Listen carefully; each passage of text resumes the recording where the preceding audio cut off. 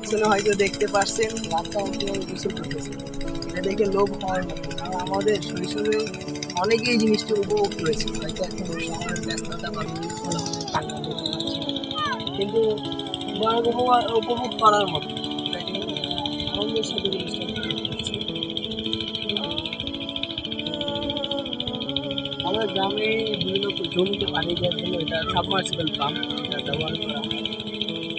বাচ্চাদের মধ্যে একটা আনন্দ, হয়তো এটা অনেকের শৈশবে ছিল, কিন্তু এখন হয়তো সকলে এই জিনিসটাকে শহরের কোলাহলের মধ্য দিয়ে আর পাচ্ছে না।